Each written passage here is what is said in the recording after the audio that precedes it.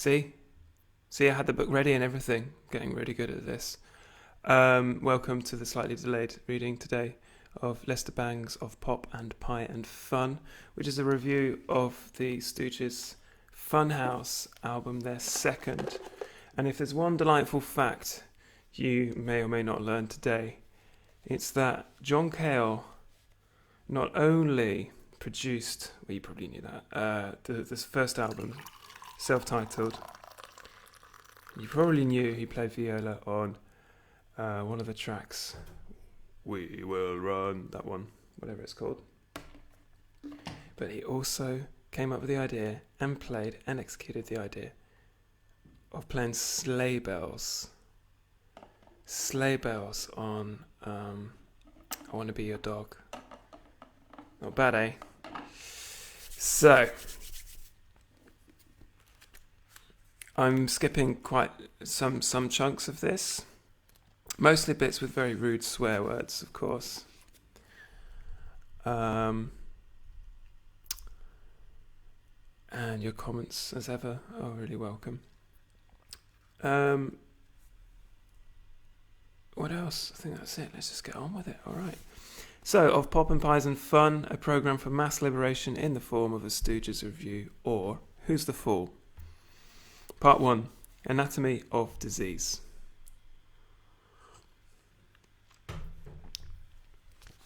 Like most authentic originals, the Stooges have endured more than their share of abuse, derision, critical condescension. Critical condescension would be a strange form of condescension, and even outright hostility. Their stage act is a good copy, but easy grist for instant wag put-downs.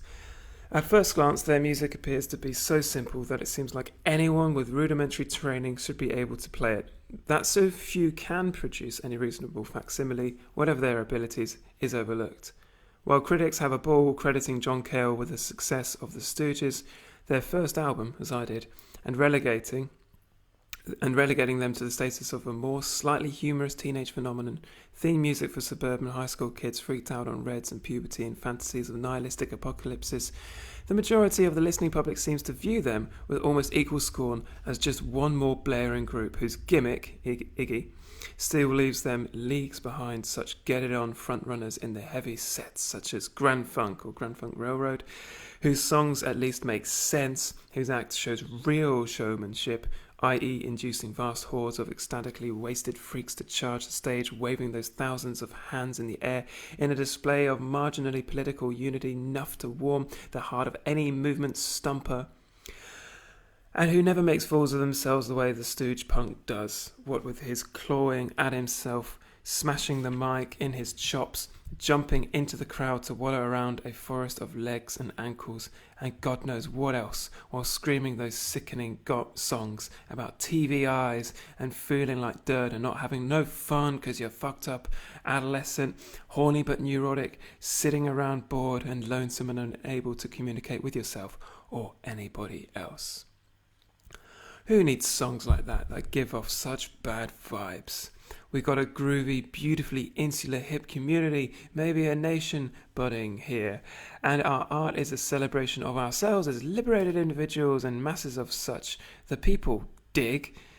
Any antisocial art simply don't fit in, brothers and sisters. Who wants to be depressed anyway?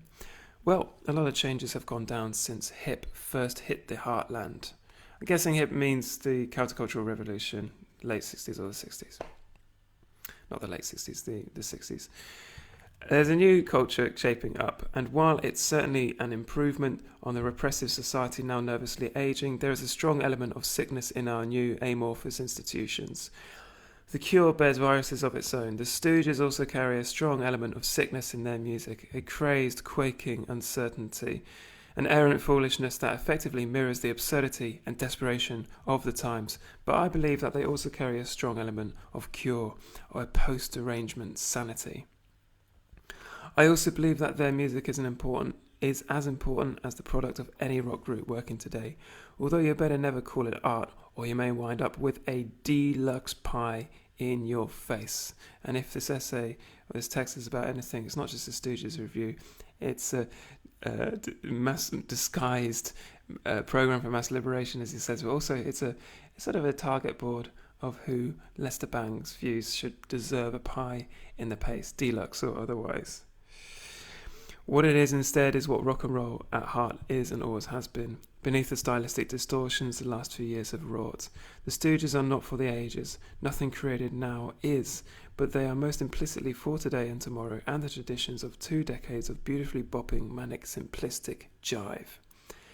To approach Funhouse, we've got to go back to the beginning, to all the blather and arbitration left in the wake of notoriety and a first album. Because there is a lot of bad air around, and we've got to clear away the mundane murk of ignorance and incomprehension if we're going to let the true, immaculate murk of Stooges shine forth in all chaotic prisms like those funhouse mirrors which distract so pointedly. I don't want to have to be an apologist for the Stooges. I would like it if we lived in sanity where every clear eye could just look and each hole could... excuse me, let me start again. I would like it if we lived in sanity, where every clear eye could just look and each whole mind appreciate the Stooges on their own obvious merits. Even though, granted, in such an environment the Stooges would no longer be necessary, as William Burroughs counselled in one of his lucider epigrams, they really do work to make themselves obsolete. However, since conditions are in the present nigh irredeemable mess, with innocent listeners led and hyped and duped and doped, taught to grovel before drug-addled effeminate limeys who once collected blues 78s and a few guitar lessons and think that that's what makes them torchbearers, a hapless public, finally, of tender boys and girls, Pavloved into salivating greenbacks and stoking reds at the mere utterance of certain magic incantations like supergroup and superstar. Well, is it any wonder your poor average kid, cruising addled down the street in vague pursuit of Snatch or Reds or Rock Mag newsstands, ain't got no truck with the Stooges? Okay.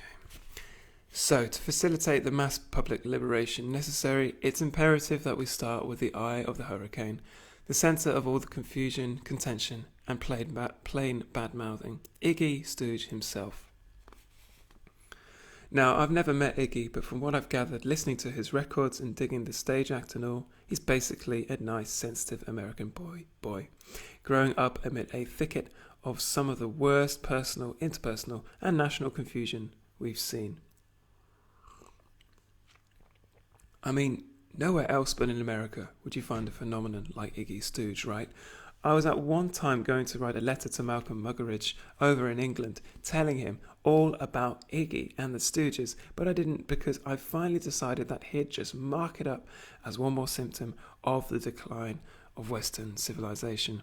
Which it's not finally, that is. It may be now in some of its grosser semi-pathological trappings, but then look what it came out of. There's always hope for a brighter tomorrow because today's mess spawned stalwart crusaders for something better like Iggy, and presumably the rest of the Stooges.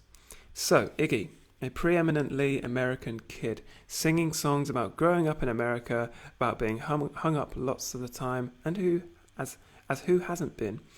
About confusion and doubt and uncertainty, about inertia and boredom and suburban pubescent darkness because, to quote Iggy, I'm not right to want something tonight, end quote. Sitting around, underaged, narcissistic, masochistic, deep in gloom because we could have a real cool time, but I'm not right, whether from dope or day drudgery or just plain neurotic do-nothing misanthropy. Can't get through, quote again. You don't know me, little doll, and I don't know you, end quote. Well, wait a while, maybe some fine rosy-fleshed little doll with real eyes will come along and marry you, and then you'll get some.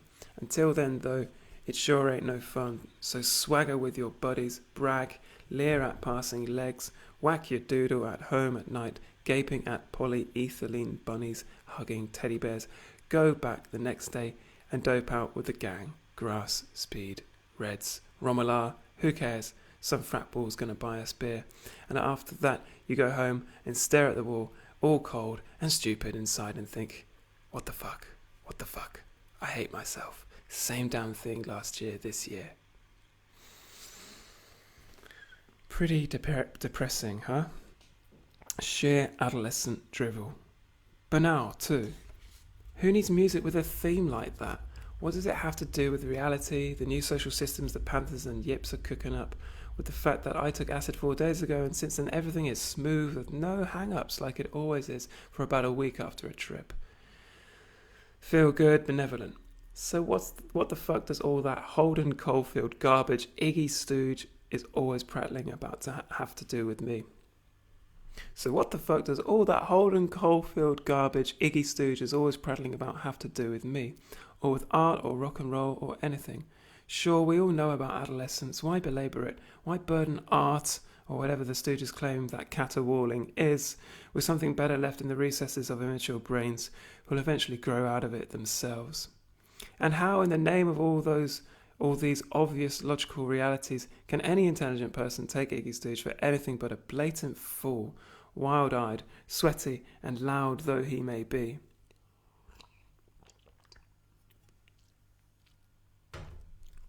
Well, I'll tell you why and how.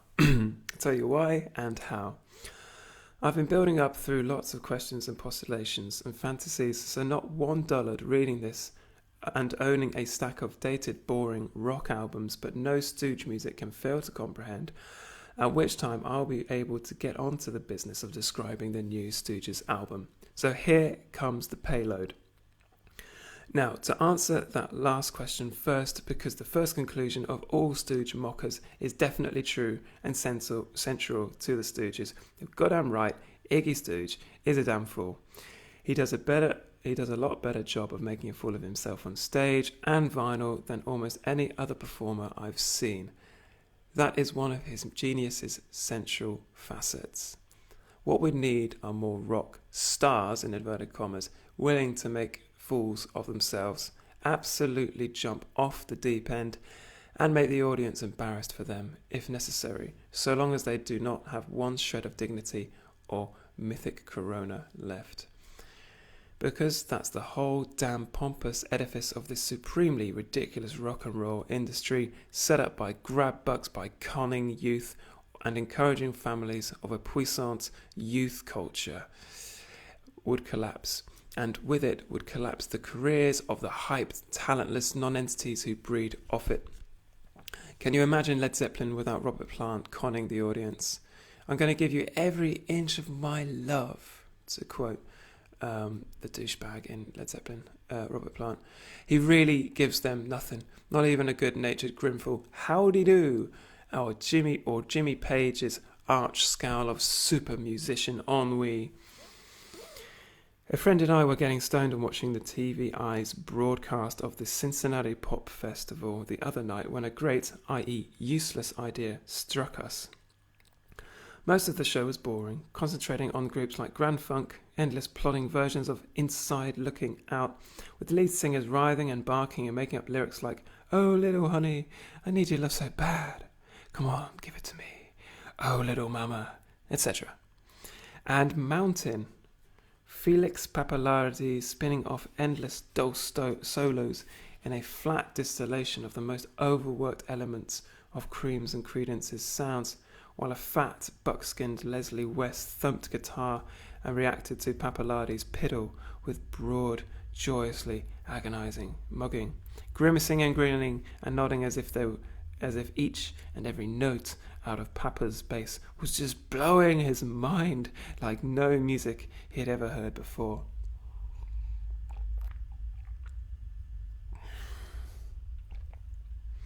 Well, I watched all this monkey business with one eye scanning the bookshelf for a likely volume to pass the time till Iggy hit the tube. And when he did, it was fine, not as good as watching Carlos Santana squint and Cunt Joe spell out fuck in Woodstock, mind you, but a fine video spread anywho. But the part of the show that intrigued us the most came in Alice Cooper's set, who, however gratingly shrill their amphetamine queen hysteria, certainly can't be accused of taking themselves seriously. Come the revolution, they won't get oft with Pappalardi and West and George Harrison and all them other cats. When Alice crouched, threw his billowy cape over his stringy mop like a monk's cowl, exposing his hormone-plasticized torso, and crept duck-walking like some Chuck Berry from a henbane nightmare to the apron of the stage, where he produced a pocket watch, set it hypnotically in motion, and started chanting in a calm, conversational tone, "Bodies need rest," repeating it at the same tempo till finally some genuinely wise wiseacre, a few bodies into the crowd, piped up, "So what?" Good question. What if somebody said, "So what?" when Richie Havens started into his Righteous Freedom number? Of course, the question is stupid, since 36 devout Richie Havens fans would promptly clobber the boorish loudmouth, if not off him completely, in line with the temper of the times, in which he'd be post-mortemed like a pig. Or post-mortem's a pig. But nobody gives a shit what anybody says to Alice Cooper, least of all Alice Cooper, who was probably disappointed in not soliciting more raspberries from the peanut gallery, except that a moment later he got his crowd reaction in spades when some accomplished marksman in the mob lobbed a whole cake, or maybe it was a pie, let's say it was a pie just for the sake of the fancy I'm about to promulgate, which hit him square in the face. So there he was, Alice Cooper, rock star, crouched front stage in the middle of his act with a face full of pie and cream, with clots dripping from his ears and chin. So what did he do? How did he recoup the sacred time-honored dignity of the performing artist who claims the stage as his magic force field from which to bedazzle and entertain the helpless audience? Well, he pulled a handful of pie gook out of his face and slapped it right back again, smearing it into his paws and sneaking the odd little finger-licking taste. Again and again, he repeated the gesture, smearing it in good. The audience said not another word. The point of all this is not to elicit sympathy for Alice Cooper, but rather to point out that, in a way, Alice Cooper is better than Richie Havens, even though both make dull music, because at least with Alice Cooper, you have got the prerogative to express your reaction to his show in a creative way. Most rock stars have their audiences so cowed it's nauseating. What blessed justice it would be if all rock stars had to contend with what Alice Cooper elicits. If it became a common practice and method of passing judgment for audiences to regularly fling pies in the faces of performers whom they thought were coming on with a load of bullshit. Because the top rockers have a mythic aura around them, the superstar, and that's a basically unhealthy state of things. In fact, it's the very virus that's fucking up rock. A subspecies of the virus I spoke of earlier, which infests our culture from pop stars to politics. Imagine throwing a pie in the face of Eldridge Cleaver, Joan Baez, and which the Stooges categorically oppose as an advanced platoon in the nearing war to clear conned narcoleptic mind screens of the earth, eventually liberating us all from basically uncreative lifestyles in which people often lack half the talent or personality or charisma of you or I are elevated into godlike positions, pure pomp and circumstance.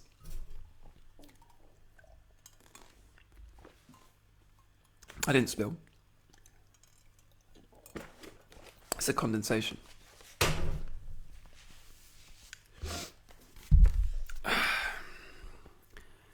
So now you see what I'm driving at. Why the Stooges are vital, apart from being good musicians, which I'll prove just as tangentially later. It takes good courage to make a fool of yourself, to say, in quotes, "See, this is all a sham, this whole show and all its floodlit drug-jacked, realer-than-life trappings, and the fact that you are out there, and I am up here, means not the slightest thing," end quote. Because it doesn't. The Stooges have that kind of courage, but few other performers do. Jim Morrison of late, how inspiring to see the one-time atropine-eyed, Byronic S&M Lizard King come clean, stumbling around the stage with a Colt 45 in hand, and finally wave his dong at the teeny minions who came there to see him hold both it and his gut in and give them some more vivid productions which communicated nothing real, but suggested everything a fertile pube brain could dredge up. Morrison Deaf does not get a pie in the face. He fessed up.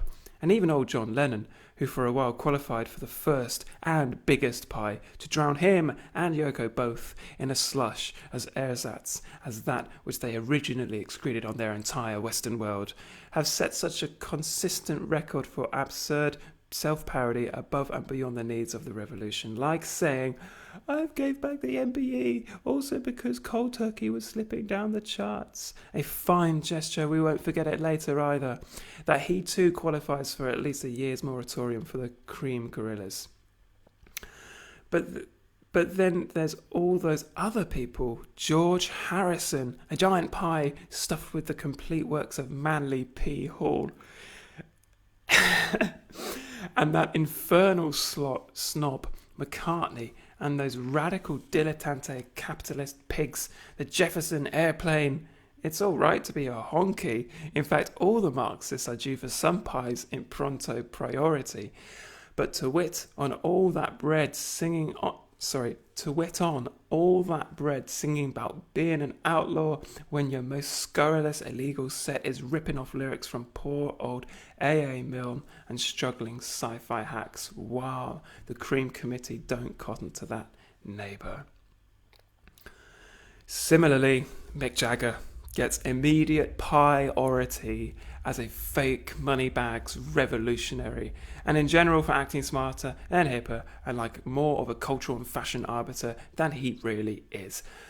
If Jesus had been at Altamont, they would have crucified him, but if Mick Jagger makes me wait 45 minutes while he primps and stones up in his dressing room one more time and then blames it on some poor menial instrumental mover, then me and the corpse are going stageward with both tins blazing when he does show his fish-eyed mug.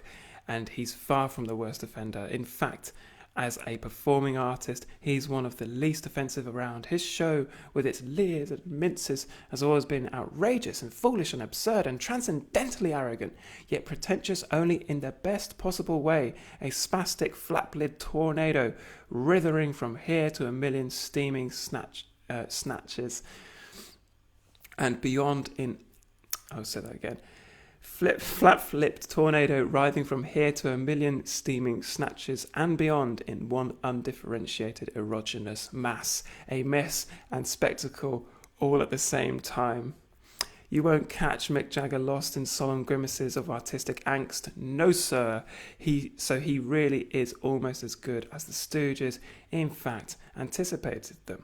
But I still hate to think of his tantrum if some grinning geek from down in the street tried to commandeer the sacred stage where he jerks out and rips off his rushes. In that sense, his whole show is another anachronism, though nowhere near as fossilized as most other rock acts, who will drown in cream and crust before we're through. The plain fact is that 99% of pop stars do not have the true charisma, style or stature to hold their Bastille stage without the artificial support they've traditionally enjoyed. Most of them, were they splat in the kisser with a pie or confronted with an audience composed of sane people demanding calmly, crude, militant bullshit is out, what the fuck do you think you're doing? Just what is all that shit? Most of your current phenomenons, sick, heroes and artists would follow up a stupefied loss, temperamentally incapable by virtue of the debilitating spoiled brat life they've been living. Even if they had any real pizzazz in the first place, the oppressor is fat and weak, brothers, of dealing with their constituency of wised-up marks on a one-to-one basis. They simply don't have enough personality, enough brains, or enough guts. Your average pop star being neither very bright nor very aware of much that goes on outside his own glittering substratum. Half lodged in fantasy, where ego and preening vanity are overfed and corrode substance like a constant diet of cocaine. Not a very interesting point about reading Banks is he's constantly throwing at you the names of drugs you have no idea the contents of which, like Reds. Reds? What is he talking about? Is that amphetamine? One of the things that makes them quite difficult to read aloud, I now realise, is I believe he jammed himself up with lots of speed before he would write. Hence the huge parentheses and the massive tangents. But its animation is unmistakable. But the Stooges are one band that does not have the strength to meet any audience on its own terms, no matter what manner of devilish bullshit that audience might think up. Although they are usually too cowed by Ig's psychically pugnacious assertiveness to do anything but gape and cringe slightly, snickering later on the drive home. Iggy is like a matador baiting the vast dark hydra sitting in front of him. He enters the audience frequently to see what's what, and even from the stage his eyes reach out searchingly, sweeping the joints and singling out startled strangers who are seldom able to stare him down. It's your stage as well as his, and if you can take it away from him, why, welcome to it. But the king of the mountain must maintain the pace and the authority, and few can. In this sense, Ig is a true star of the rarest kind. He has won that stage, and nothing but the force of his own presence entitles him to it. Here's this smug post-hippie audience, supposedly so loose, liberated, righteous, and ravenous. The anarchic terror of middle American insomnia. There are the folks that are always saying, someday somebody's gonna just bust that fucked up punk right in the chops. And how many times have you heard people say of bands, man, what a shuck. I could get up there and cut that shit. Well, here's your chance. The Stooge Act is wide open. Do your worst, people. Falsify Iggy. Do your worst, people. Falsify Iggy and the Stooges. Get your kicks and biffs. It's your night. No takers. They sit there, wide-eyed, vegetative, wowers, or sullen in a carapace of cool, unable and afraid and unable to react, to get out there in that arena which is nothing more than life, most often too cowed to even hurl a disappointed hoot stageward. And that is why most rock and roll bands are so soporifically lazy these days. And also why the Stooges and any other band that challenges its audience are the answer. Power doesn't go to the people, it comes from them. And when the people have gotten this passive nothing short of electroshock and personal exorcism, will jolt them and rock them into some kind of fiercely healthy interaction. Alice Cooper experiments on similar lines, but the routines are really just as old hat as everybody else's. Flinging dead chickens and carting around props of every size and shape, utilising splintery deluges of screaming feedback, Velvet Underground 1965, to attack the nervous systems of the presumably uptight section of the audience, whilst raping their libidos with an outrageous blitz of shifting sexual identities and perversions, in inverted commas. That's just as old Épater la bourgeoisie riff again, and for all the talk of Artaud and audiences convulsed with certain unstable souls in frothing fits, it still and forever will remain that AC Alice Cooper is putting on a show in the hoary DC manner, hoary with an H, and with fewer and fewer people game for sprained sexual sensibilities, since nobody gives a fuck anymore. A seemingly futuristic band like this must fall back on its music, which is too bad because there's not much happening there outside the context of the act, as their records bear out.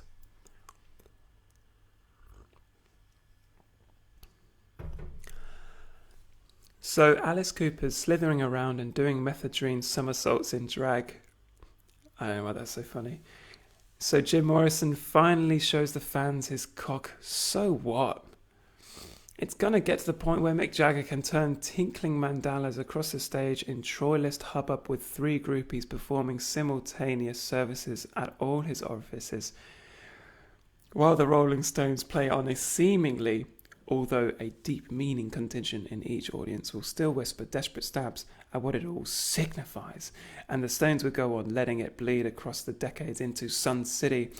Unrelenting streams of Chuck Berry riffs, and Mick comes and the groupies groan, and wet sparks fly everywhere like ticker tape, and no one in the crotch-jaded audience blinks an eye. Mark my words. So gimmicks have had their day. Where does that leave us now? Where else? With Ig and the Stooges, whom it is finally my pleasure to return to. Because beside the mawkish posturings and Nickelodeon emotings of 3/4 of the duds foisted on today's public, the earthy brilliance, power and clarity of Stooge music, though its basic components may resemble those ready-made musical materials lying around in the public domain like Tinker Toys for experimentation by every jerk-off group from Stockholm to San Diego, will nevertheless shine in the dark, carnivorous glow of its own genius.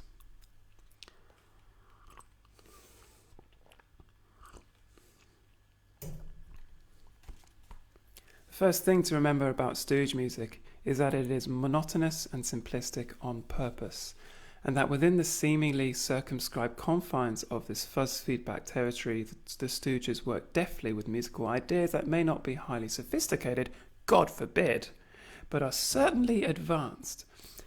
The stunningly simple 2-chord guitar line, mechanically reiterated all through 1969 on their first album, for instance, is nothing by itself, but within the context of the song, it takes on a muted but very compelling power as an ominous and, yes, in the words of Ed Ward, which were more perceptive and more of an accolade than he ever suspected. Mindless rhythmic pulsation repeated itself into infinity and providing effective hypnotic counterpoint to the sullen plaint of Iggy's words. And incidentally, Iggy writes some of the best throwaway lines in rock, meaning some of the best lines in rock, which is basically a music meant to be tossed over the shoulder and off the wall. To quote Iggy, "Now I'm gonna be 22. I say my, and a boo-boo, and a boo-hoo." Now that's a classic. He couldn't have picked a better line to complete the rhyme if he'd laboured into 1970 and threw the I Ching into the bargain. Thank God somebody making rock and roll records still has the good sense, understood by our zoot jive forefathers, but few bloated current bands, to know when to just throw down a line and let it lie. I think it's a tribute to Iggy Pop. We should read that section of his lyrics again. "Now I'm gonna be 22. I say my, and a boo-hoo." Speaks for itself. Now there's a song just packed with ideas for you, simplistic and stupid, although it may seem and well be, stupid in inverted commas. A trained monkey could probably learn to play that 2-chord line underneath, but no monkeys, and very few indeed of their cousins, half a dozen rungs up on the evolutionary ladder, the heavy white rock bands, again heavy in inverted commas, could think of utilising it in the vivid way it is here, with a simplicity so basic it's almost pristine. Seemingly the most obvious thing in the world, I would call it a stroke of genius at least equal to Question Mark and the Mysterians' endless one finger, one key organ drone behind the choruses of 96 Tears, which is one of the greatest rock and roll songs of all time and the real beginning of my story, for it was indeed a complex chronology, the peculiar machinations of rock and roll history from about 1965 on, which ultimately made the Stooges imperative.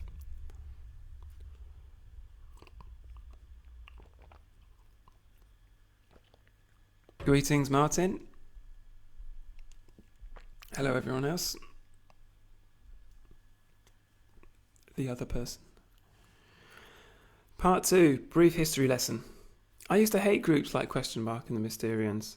They seem to represent everything simple-minded and dead-endish about rock and roll in a time when groups like The Who and the Yardbirds were writing whole new chapters of musical prophecy about almost monthly. Certainly, we've never known music more advanced at the time of its inception than the likes of I'm a Man, Anyway, Anyhow, Anywhere, My Generation, and Shapes of Things. The Yardbirds I especially idolised. Eventually, though, I wised up to the fact that the Yardbirds, for all their greatness, would finally fizzle out in an eclectic morass of confused experiments and bad judgments.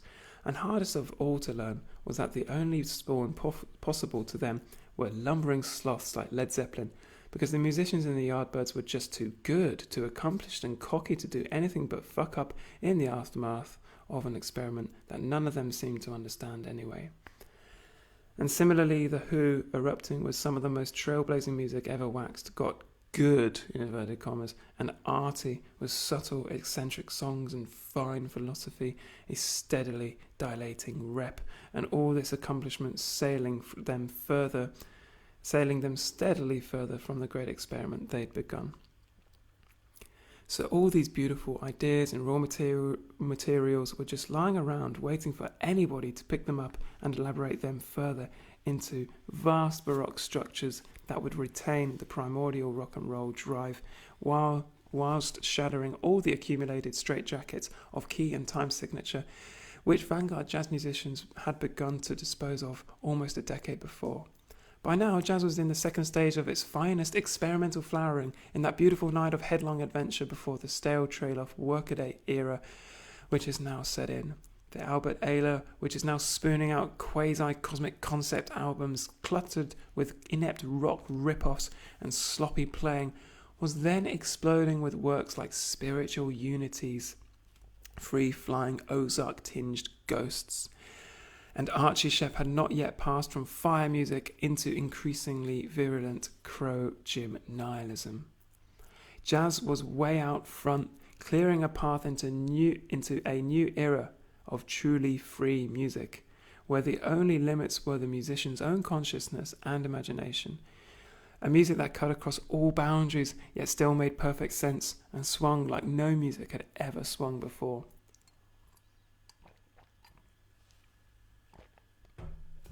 Clearly, rock and roll had a lot of catching up to do. We could all see the possibilities for controlling the distortions of Who Yardbirds' feedback and fuzz for a new free music that would combine the rambling adventurousness of the new free jazz with the steady, compelling heartbeats of rock. But the strange part was that nobody with these ideas seemed to play guitar or any of the necessary instruments, while all the budding guitarists weaned on Lonnie Mack and Dick Dow and Dwayne Eddy, and now presumably ready to set out for the unknown, were too busy picking up on the sudden proliferation of borrowed, more accessible forms that came with the 60s Renaissance. Christ, why go fuck with screaming noise when there were Mike Bloomfield's and George Harrison's newest ideas and all that folk rock to woodshed with? About this time, it also began to look like a decided majority of the rising bands were composed of ex-folkies, as opposed to previous waves whose roots had lain in 50s rock and R&B but never crossed paths with the college mobs of coffee house banjo pickers, who almost unanimously, from Kingston Trio frat sweaters to Hip Baez Lightning Hopkin purists, looked down their noses at that ugly juvenile noise called rock and roll, which they all presumed to have grown out of into more aesthetically rewarding tastes, or in other words, a bunch of fucking effete snobs. Well, I never grew out of liking noise, from Little Richard to Cecil Taylor to John Cage to the Stooges, so I always liked rock and grabbed hungrily at the Yardbirds' Who development, expecting great things. Meanwhile, all these folkies who grew out of the jolly Kennedy-era camaraderie of "this land is your land" sing-alongs into grass and increasing alienation were deciding that rock and roll stuff wasn't so bad. Not they were getting better. I'm sure I'm simplifying this a bit, but not much, I fear, not much. So while they got electric guitars and started mixing all the music stored in their well-educated little beans up together, and before we knew it, we had art rock. Some of the groups that came out of this watershed were among rock's best ever. The Byrds, the early Airplane, etc. But the total effect, I think, was to set the experiment begun by those second-string English bands back by at least 2 years.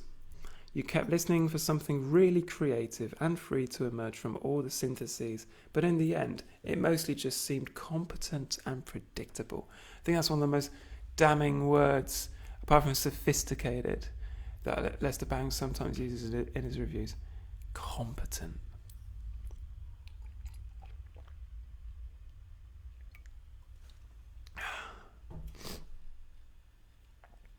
Raga, rock, and other such phases with marginal potential came and went, and the Byrds did a few far out but seldom follow up things like 8 Miles High, while the Stones kept on being great, following the trends like the old standbys they had already become. The Airplane, Jefferson Airplane, hinted at a truly radical, in the musical sense, evolution in after bathing at Baxter's, but the most advanced statement they could seem to manage was the Sandy Ball-like standardized electric guitar raga of Spare Change. Clearly something was wrong. Rock soaked up influences like some big sponge and went meandering on, but no one in the day's pantheon would really risk it out on the outer edge tightrope of true noise. 1967 brought Sgt. Pepper and Psychedelia. The former, after our initial acid vibes infatuation with it, threatening to herald an era of rock as movie soundtrack, and the latter suggesting the possibility of real, if most likely unconscious, breakthrough in all the first tone and groping space jams. Even local bands were beginning to experiment with feedback, but neither they nor the names they followed knew what to do with it. Meanwhile, rumblings were beginning to be heard almost simultaneously on both coasts. Ken Kesey embarked on acid tests with the Grateful Dead in Frisco, and Andy Warhol left New York to tour the nation with his exploding plastic inevitable shock show, a violent, sadomasochistic barrage on the senses and the sensibilities of which Alice Cooper is a comparatively innocuous comic book reflection. And the Velvet Underground. Both groups on both coasts claimed to be utilising the possibilities of feedback and distortion. And both claimed to be the avatars of the psychedelic multimedia trend. Who got the jump on who between Kesey and Warhol is insignificant, but it seems likely that the Velvet Underground were definitely eclipsing the Dead from the start when it came to a new experimental music. The Velvets, for all the seeming crudity of their music, were interested in the possibilities of noise right from the start, and had heard John Cale's extensive conservatory training to help shape their experiments, while the Dead seemed more like a group of ex-folkies just dabbling in distortion as their albums eventually bore out. There's a nice dichotomy of John Cale, the seeming sophisticate, the conservatoire trained, and Iggy, the raw, vital, writhing, erogenous mass, to quote Lester Bangs about the dude from the Stones, Mick Jagger. Having the sophistication of John Cale, again, not a nice word in the context of Lester Bangs, having at least the training, the classical training, the history, and then the live electricity of Iggy Pop. That's kind of a potentially risky duality to have, considering Iggy Pop is clearly an extremely intelligent guy and full of emotions, and John Cale can be rough as well. But it's nice to have a balance, I guess, in a band with the history and the present.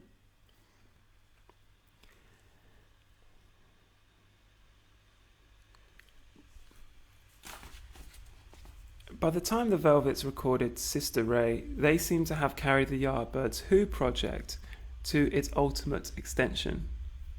Let me just check my notes up here. Okay. I'll start again. By the time the Velvets recorded Sister Ray, they seemed to have carried the Yardbirds' Who project to its ultimate extension. I'll just say that that's written as Yardbirds /Who, as if the Yardbirds who were Trotsky or Lenin, and they never fulfilled the noise revolution. And I don't know, bad comparison, but Iggy Pop, Lou Reed would be the Che Guevara, the inheritors of a noise tradition, and the ones who would successfully restore noise, the original revolution, to its authentic message. Just an idea. So the Yardbirds Who project, with its ultimate extension, turning their third album to more conventionally lyrical material. This is the Velvet Underground. Also, their two largely experimental albums had earned them little more than derision, if not outright animosity among critics and the listening audience at large. Their music, which might at first hearing seem merely primitive, unmusicianly, and chaotic, had at its best sharply drawn subtleties and outer sonances. I can't read that word. Sonances. Subtleties and outer sonances, cutting across a stiff, simplistic beat that was sometimes, in Heroin, even lost. And most of the basic guitar lines were simple in the extreme when compared with the much more refined, but also more defined, prevented by its very form and purposes from ever leaping free, work of groups like the Byrds and Airplane. I was finally beginning to grasp music. I was finally beginning to grasp something. 60s avant-garde jazz is in large a very complex music. The most basic classic rock, on the other hand, is almost idiotically simple, monotonous melodies over 2 or 3 chords and a 4/4 beat. What was suddenly becoming apparent was that there was no reason why you couldn't play truly free music to a basic backbeat, gaining the best of both worlds. Many jazz drummers like Milford Graves and Sonny Murray were distending the beat into a whirling flurry that was almost arrhythmic, or even throwing it out altogether. So if you could do that, why couldn't you find some way of fitting some of the new jazz ideas in with a question mark and the Mysterians type format?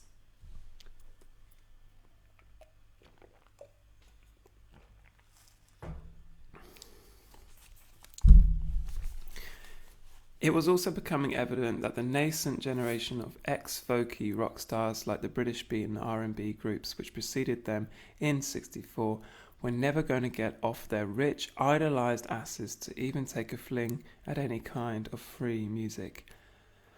They simply knew too much about established musical forms which the last 3 decades of this century should make moribund, and were too smug about it to do anything else. So the only hope for a free rock and roll renaissance, which would be true to the original form, rescue us from this ill-conceived dilettantish pap so far removed from the soil of jive, that word again, soil, and leave some hope for truly adventurous small guitar group experiments in the future, would be if all these ignorant teenage dudes out there learning guitar in hick towns and forming bands to play 96 Tears and Wooden Bully at sock hops, evolving, exposed to all the eclectic trips, but relatively free and fresh too. At least they hadn't grown up feeling snobbish about being among the intellectual elite who could appreciate some arcane folk song. If only they could somehow, some of them somewhere, escape the folk Sgt. Pepper virus. Lester Bangs is a huge enemy of Sgt. Pepper, the late Beatles album. Pick up nothing but roots and noise and the possibilities inherent in approaching the guitar fresh in the age of multiple amp distorting switches, maybe even get exposed to a little of the free jazz which itself seemed rapidly to be fading into its own kind of anachronism. Then, just maybe, given all those ifs, we might have some hope. Well, maybe the gods were with us this time around, because sure enough, it happened. On a small scale, of course, the majority of people listening to and playing rock and roll were still mired in blues and abortive classical hybrids and new shit-kicker rock and every other conceivable manner of uninventively artistic jerk-off. But there were some bands coming up. Captain Beefheart burst upon us with a monolithic Trout Mask replica, making history and distilling the best of both idioms into new styles undreamed of. But somehow we still wanted something else, something closer to the mechanical, mindless heart of noise and the relentless piston rhythms which seemed to represent the essence of both American life and American rock and roll. Bands were sprouting and decaying like ragweed everywhere. The MC5 came on with a pre-records hype that promised the moon and failed to get off the launching pad.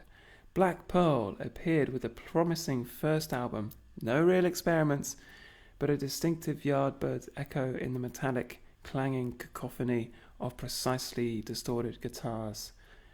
Their second LP fizzled out in bad soul music.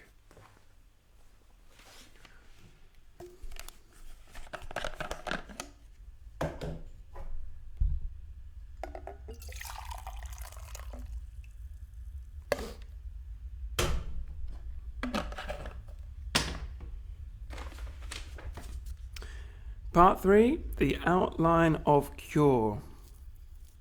And finally, the Stooges.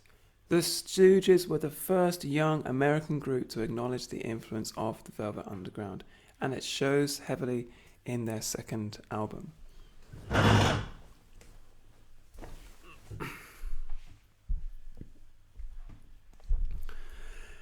The early Velvets had a good sense to realise that whatever your capabilities, music with a simple bass was the best. Thus, Sister Ray evolved from a most basic funk riff 17 minutes into stark sound structures of incredible complexity. The Stooges started out not being able to do anything else but play rock bottom simple.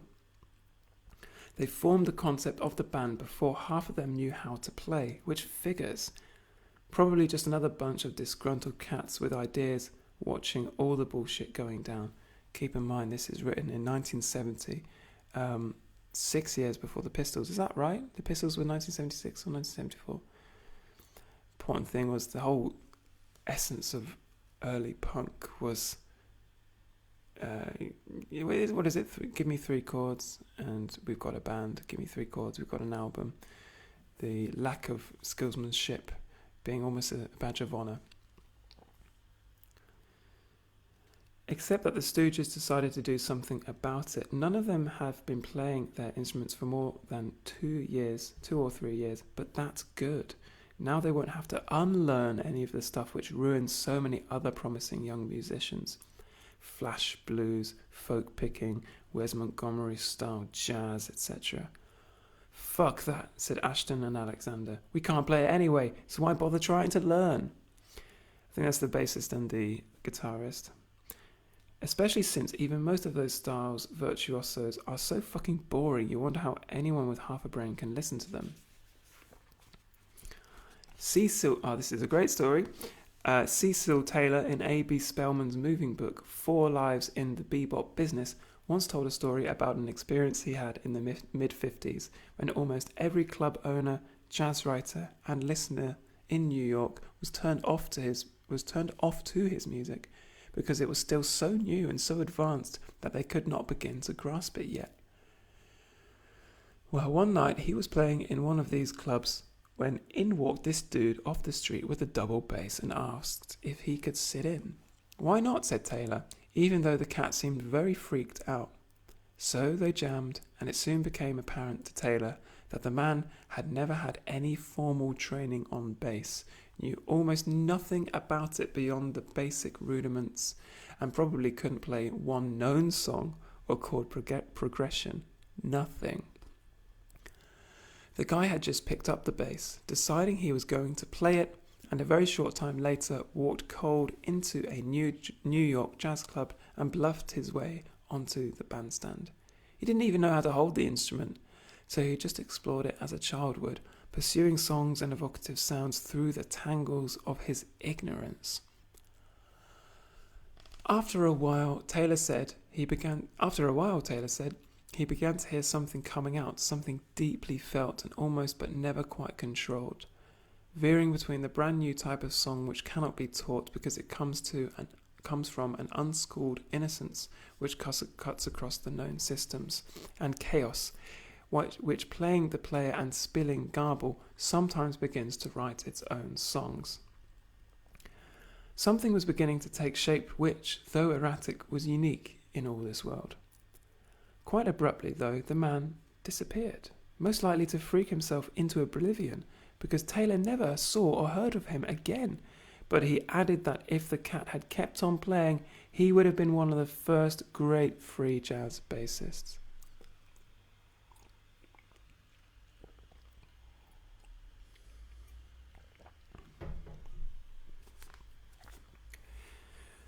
The Stooges' music is like that. It comes out of an illiterate chaos, gradually taking shape as a uniquely personal style, emerges from a tradition of American music that runs from the woolly rags of backwards string bands up to the magic promise eternally made and occasionally fulfilled by rock, that a band can start out bone primitive, untutored and uncertain, and evolve into a powerful and eloquent ensemble.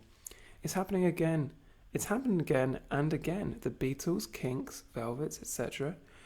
But the Stooges are probably the first named group to actually form before they even knew how to play. This is possibly the ultimate rock and roll story, because rock is mainly about beginnings, about youth, about uncertainty, about growing through and out of them, and asserting yourself way before you know what the fuck you're doing. Which answers the question raised earlier of what the early Stooges' adolescent mopings had to do with rock and roll. Rock is basically an adolescent music, reflecting the rhythms, concerns, and aspirations of a very specialized age group. Rock music, can't grow up. When it does, it turns into something else which may be just as valid, but is still very different from the original. Personally, I believe that real rock and roll may be on the way out, just like adolescence as a relatively innocent transitional period is on the way out. What we will have instead is a small island of new free music, surrounded by some good reworkings of past idioms and a vast Sargasso Sea of absolute garbage. And the Stooges' songs may have some of the last great rock and roll lyrics, because everybody else seems either too sophisticated at the outset or hopelessly poisoned by the effects of big ideas on little minds. A little knowledge is still a dangerous thing. Now, however, that we have cleared up some of the misconceptions and established the Stooges' place in the rock tradition, we can at long last get on to the joyous task of assessing Funhouse. The first thing you notice about it is that it is much rawer and seemingly more erratic than the first album. In fact, the precise clarity of that set would seem now to be a John Cale false alarm. So just as a reminder, John Cale produced and played parts of the first album of the Stooges, and what this piece is about is the second album, a review of Funhouse. His influence on it was always apparent. The viola, of course, in We Will Fall, and the insistent monotonous piano note piercing through weird sleigh bells through I Wanna Be Your Dog is very reminiscent of the piano solo on the Velvets' I'm Waiting for the Man. It seems probable now that Cale both made the Stooges' music more monotonous than it really was. Although it's still fairly monotonous, it's just that the new monotony is so intensely sustained that you can't get bored. And cleaned it up, some to make the premiere disc a definitive statement, or a definite statement. With all of Iggy's vocals absolutely intelligible and the instrumental sections precisely defined, if a bit restrained. The first set, on the whole, sounded almost more like a John Cale production than whatever band the Stooges might be. And so we, who had never heard them live, looked forward to the second, but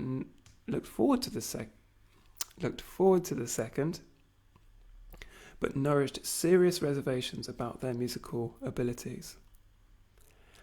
They'd gotten very bad press. Chris Holdenfield had called them stoned sloths making boring, repressed music, which I call them... I'm going to just start this again because he's quoting the critic Chris Holdenfield, who he believed the Stooges were making, begin quote, boring, repressed music which I suspect appeals to boring, repressed people, end quote. Certainly would hate to be one of those. What'd you have to be, some sick creep to like the Stooges? Well, I guess Grand Funk is safer, but on the other hand, might that not be the defensive reaction of people who are afraid they might be sick creeps and read their own nightmares into the Stooge story, just like so many people just absolutely hated the Velvet Underground for so long and still do. One prominent Rolling Stone critic asking me when I asked him whether he'd heard White Light, White Heat, begin quote, are they still doing fag stuff? End quote. No, friend, not to worry. They're doing music in block capitals. And Robert Christgau wrote of fleeing a room where the Stooges were playing with a pounding headache, desperate to get away from them. Are they really that bad? Or is so much critical revulsion an almost sure sign that there's something important going on here?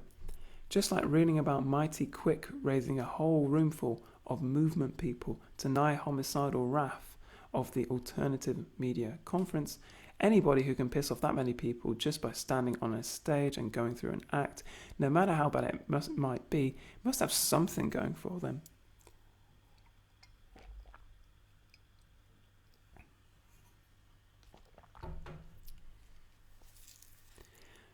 The first time I played Funhouse, I got very turned off. I had hoped that at least some of the clarity of the first LP would hang on. I put it on, turned it up, excuse me. I put it on, turned it up, and listened through headphones because it was near midnight. Every song sounded exactly the same. The textures seemed mighty muddy, as if the instruments were just grinding on in separate universes. And Iggy's vocals seemed much less distinctive than on the first, much like just any hollering kid. Also, I could make out almost none of the words. The last straw was the instrumental LA Blues, which closes side 2. It just seemed to shriek and groan forever. A stumbling mess of feedback as offensive and pretentious and unmusical as Yoko Ono at her worst.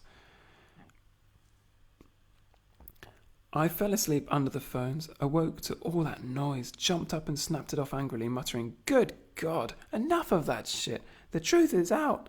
The Stooges suck." I played it again the next morning but barely heard it and threw it aside after that, telling all my friends I thought it was one of the worst albums of the year, a pile of unredeemed shit. The day came a couple of weeks later though, when a couple of friends came by and demanded to hear it. I put it on, grumbling. I was still pissed off because I thought I'd been led by hype and production to admire a group who seemed to have no talent whatsoever. And hotshot rock critic that I fancied myself. It growled up my arse to have to make such confession. This time though, I began to hear the record in a different way. Suddenly, sitting there hearing this music issue from the speakers into the open air, it began to make sense. I played it again that night, and finally I was playing it all the time. Eventually, I apprehended that the music on Funhouse is neither sloppy, okay, huge brackets coming up, in the sense that a fuck-off group like Deep Purple is sloppy, cluttering up the songs with all kinds of inappropriate devices, not editing long fumbling solos, and generally behaving as if they don't know what the fuck they're doing, nor inept. It is as loose and raw an album as we've ever had, but every song possesses a built-in sense of intuitive taste, which gives it an immediacy and propriety. Time for a big pause. I've added a link to a song by one of my all-time noise musical heroes. His name is Masami Akita, or Merzbow, very well known in the noise field. And his Turban Shell Blues is from a fantastic album called A Taste Of. And this samples quite heavily LA Blues, the last track in Funhouse. And the reason I pause here is because Deep Purple was a huge inspiration for Masami Akita, for Merzbow, into producing some of the first waves of Japanese noise music in the late 70s. It was precisely psychedelic rock that really influenced Merzbow in making large, long workings out, as if the whole song or the whole piece that he was playing was one long Ritchie Blackmore solo.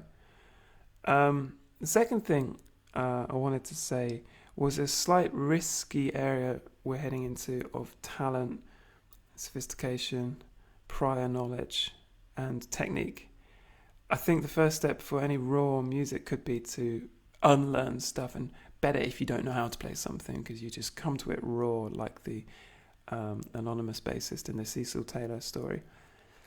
The problem is that maybe exhausts itself after not very long. Maybe we've inherited so many bad ideas from the Western musical canon that this is enough in itself. It's totemic to be unskilled but authentic. On the other hand, if you maybe want to go further, learning musical structures, scales, harmony, for example, the way a song can build, the way one chord progresses to another, maybe that's a way of knowing the rules in order to break them. There can be a bit of a mistake. People confuse sloppiness with rawness.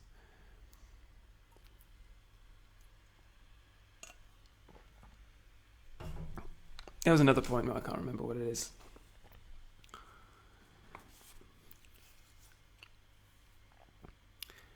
It is as loose and raw an album as we've ever had, but every song possesses a built-in sense of intuitive taste which gives it an immediacy and propriety.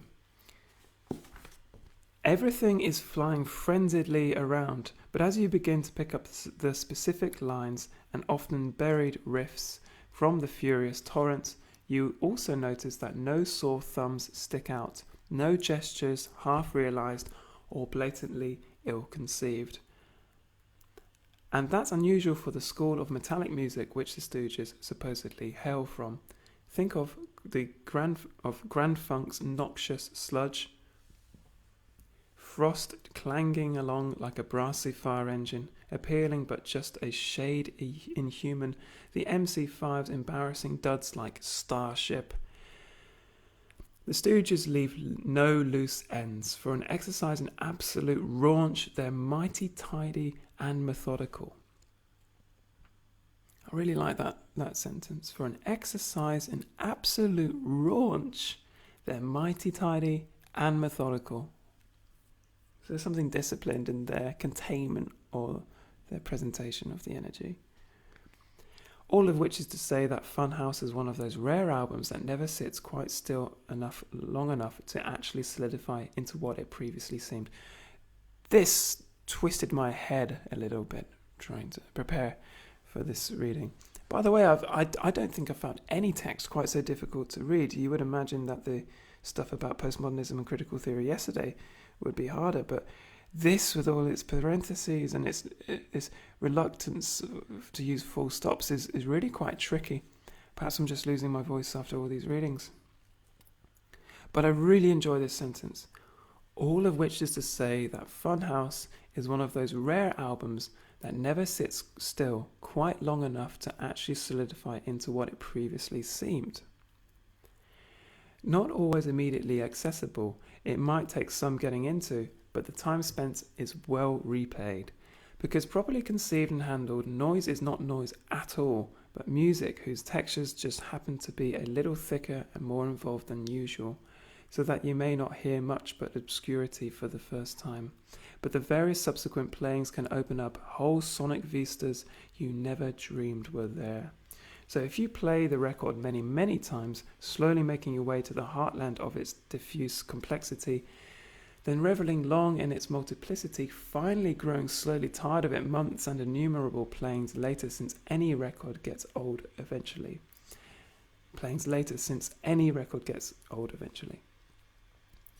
It's just that these sounds take longer to learn, thus longer to get tired of than the latest patented Technicolor Leon Russell riff from Tuesday's supergroup. The free jazz album by Ornette Coleman is like this. So is Sister Ray. The first time I listened to it, the only thing I could really hear was the organ. The Stooges album isn't nearly as complex as either one of those, but then Ornette practically started it all, and all the Velvets were at that time the most advanced experimental group in the world. What all this means is that the Stooges, as Iggy croons, are learning fast. Each side is like a sweet, rising in intensity and energy until something just has to give. Side 1 opens with the Iggs' new power anthem. Down on the street where the faces shine, see a pretty thing, ain't no war. A vicious beat like sharp gang boots clicking down the pavement, taut guitars in comparative reserve, and Igg jumping right in with the first of many inchoate vocal interjections. In fact, this album, which seemed at first to bust his true voice for virtual anonymity, reveals a real advance over the cleanly enunciated but comparatively tame singing on the Stooges. The oft-levelled criticism that he sounds too much like Mick Jagger came close to real truth there, but now the actual Stooge voice shines in all the glory of its individualistic yawp. True, he started from Jagger just like Dylan started from Woody and Ramblin' Jack. Everybody's got to start from some familiar stoop. But the fact is that Igg has been building steadily from basic Jaggerisms through a bratty whine, which was brilliant and accounted for not a little of the derision.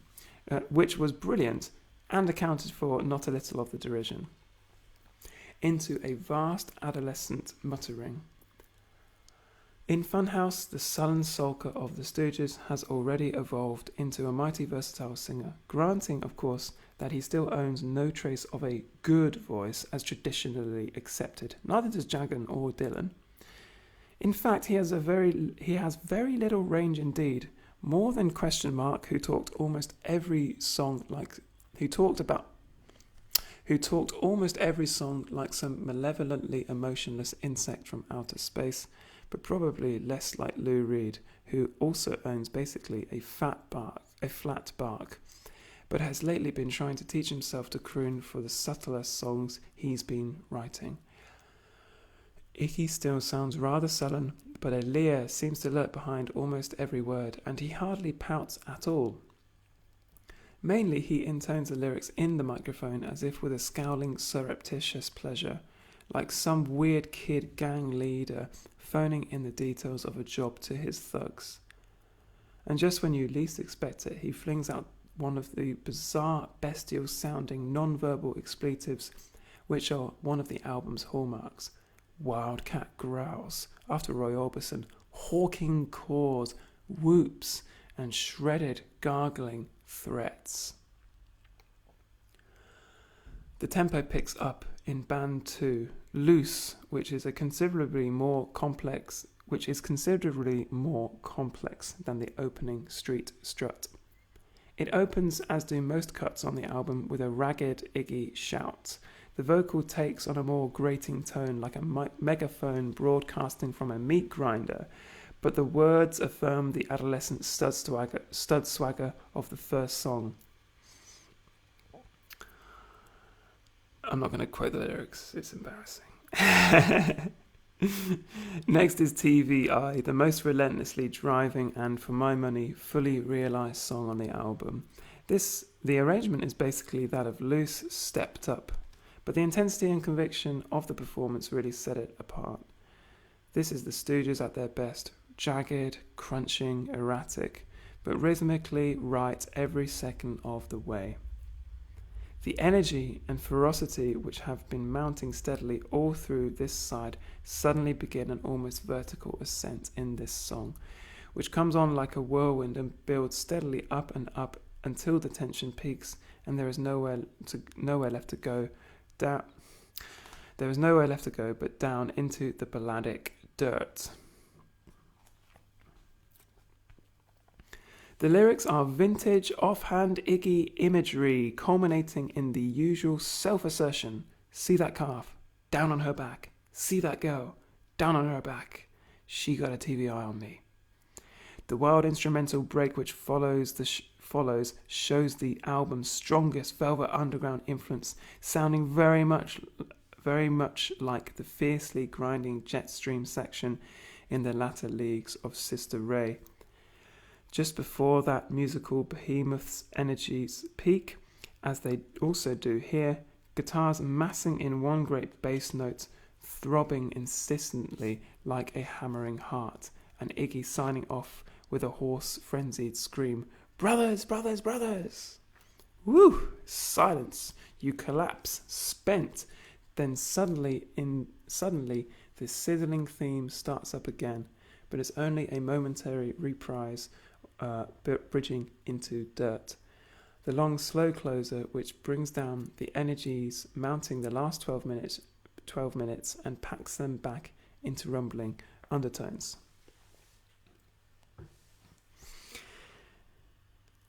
Okay. Dirt's instrumental track is fine, bitter, and somehow proud at the same time. Its thematic material seeming to sum up all the adolescent moonings of the Stooges and file them away as past history. Iggy, having suffered the sorrows of young Werther and every other type of freaking frustration, has finally stepped out of the night of inertia into his own strange madmanhood, schooled in blows and ready to take on the world. I wondered why, when the crowd in that TV show hoisted him onto their arms and shoulders, he clenched his fists, puffed out his chest, and flexed in the classic Charles Atlas manner. Have a look at the advertisements of Charles Atlas, the famous, I believe, 1950s bodybuilder who promised any weakling man to transform into a huge muscle mass in 7 days. It's rather upsetting to read in a sense that, of course, this is how body types were normalized and how, I guess, atypical body types would have felt, or people would have felt very small in such a time, I guess, with all this social oppression. But the advertisements are really, really worth checking out. Charles Atlas. So the Charles Atlas manner looks pretty funny when the flexor is a skinny, wild-eyed kid pouring sweat. He was rather pugnaciously asserting his newfound resilience and toughness. Here I am, babies. I, Iggy, have conquered. Do your worst. Side 2, like the first, shapes up with steadily rising energies, but the emphasis and pacing is different. 1970 is probably the set's weakest song, not counting LA Blues, which is ungradable. Somehow the arrangement lacks the tight hysteria of the pieces on side 1, and for once the sense of raving disorder seems closer to the actual sloppiness than a swirling energy vector.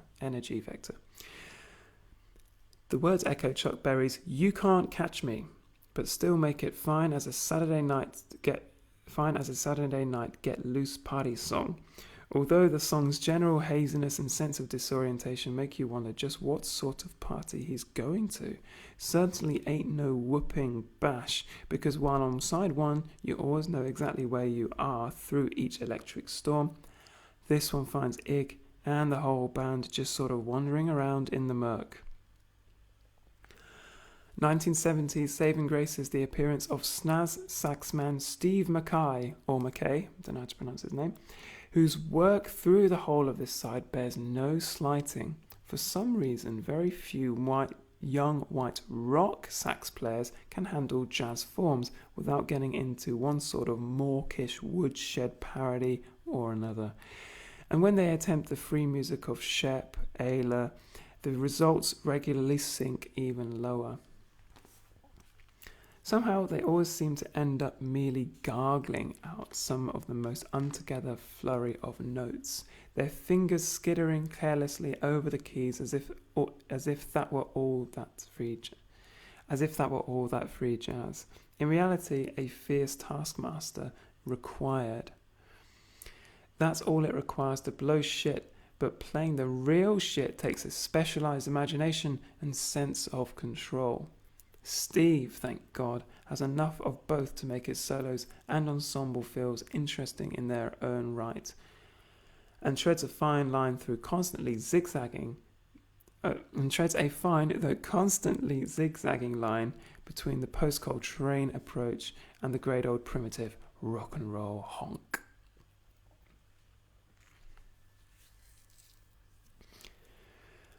The title track is next, longest cut, opens with the same Ig vocal chorus as 1970 and features a stomping, slamming arrangement that charges right ahead in a blustery delirium.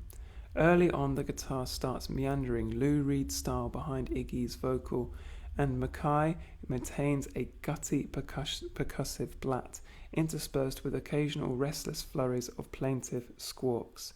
The set's most gloriously sloppy piece, it creates and cranks and crackles along, like some peg-legged golem hobbling towards Carney, Bethlehem.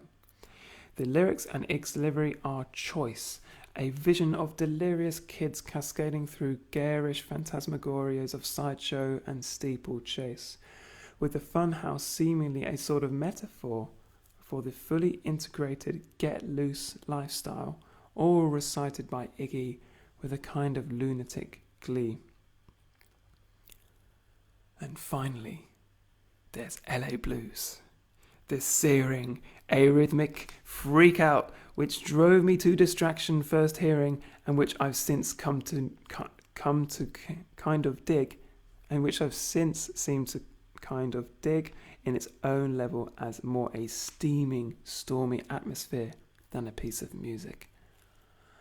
I prefer things that swing or rock or even shuffle, although I've heard many similar freakouts on both rock and jazz albums, and this one beats all of those from other rock bands and most of the jazz. Somehow, after a couple of listenings, it's not even grating, the way Yoko Ono or Archie Shepp's Angrier Outings or even European song gets grating. The Stooges seem to know what they're doing.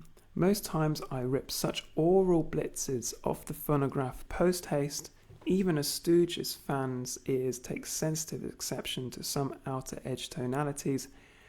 In fact, I would say that a true Stooge fan, like a true aficionado of Captain Beefheart or the Velvet Underground or Pharoah Sanders, probably has a couple of the 10,000 or so most sensitive ears on the planet, since they are sufficiently developed to appreciate the Stooge music which so escapes dullards. In fact, the other night I fell in well stoked with ozone. I have no idea what that means. I fell in well stoked with ozone.